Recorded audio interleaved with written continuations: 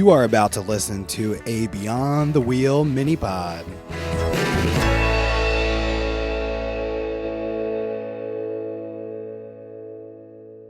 Hey everybody, in today's minipod, I'm going to share my reasons of why I sleep at gas stations while traveling in my RV.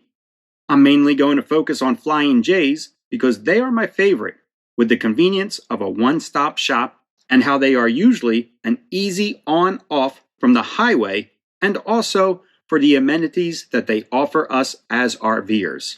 Starting with, they typically have RV parking spots, separated from like the big rigs. Although I will say that these spots can vary greatly in size. Sometimes they're kind of a snug fit, and sometimes there's plenty of room. They also have dedicated fuel lanes with no overhead clearance issues.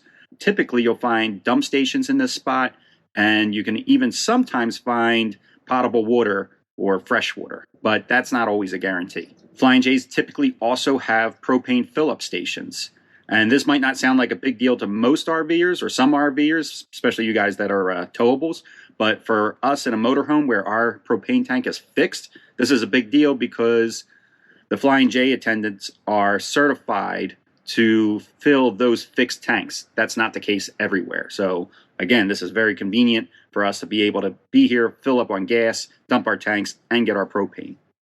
Every location has a large convenience store with a wide variety of snacks, drinks, tools, supplies like paper towels, oil. They kind of have everything all in these convenience stores. Like I said, they're more than just a convenience store.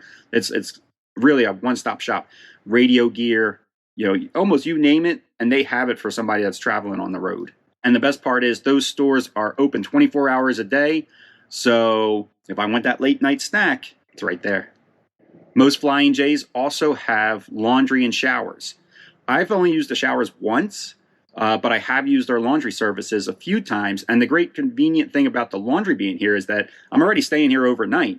So what better time to do laundry than while I'm just sitting out in their parking lot waiting for myself to get tired enough to fall asleep. So I'll hop in there, I'll drop off my laundry, I can come back in the RV, relax, watch something on the computer, go back in, swap over to dryer. It's great. It's convenient. They're usually very clean. The machines are usually working.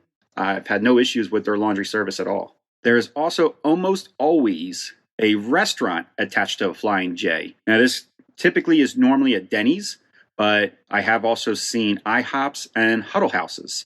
And speaking of breakfast and starting out your day, there is no checkout times or check-in times.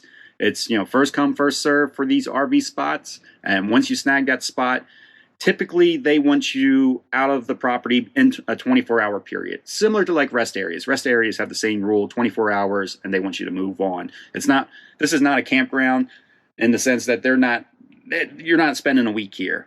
Come in, do some of your shopping, fill up, sleep, and then move on out the next day. So some of you might be thinking, well, isn't it sketch? Isn't it scary? And I would say maybe the first couple nights that Sabrina and I slept at a gas station, it did seem a little odd and it did seem a little scary. But, we've got over 120,000 miles now on our RV. We've been RVing for over 7 years.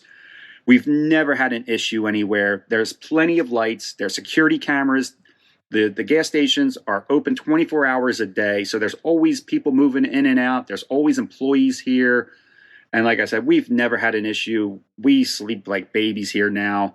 It's not even a concern anymore. But I will say is that we do have a rule. If I have a bad feeling about a place or Sabrina has a bad feeling about a place, we will move on. It only takes one of us to have this bad feeling. It doesn't have to be an agreement. For whatever reason, if one of us has a bad feeling, we'll move. We've only moved from a place twice. Once was a Walmart and once was a Flying J. And not that anything was wrong. Like I said, one of us just had a bad feeling about the spot. So to wrap it all up, it really just comes down to convenience, that easy on and off, just being able to stop for the night and then quickly get back on the road in the morning and continue on our travels. It just works really well for us.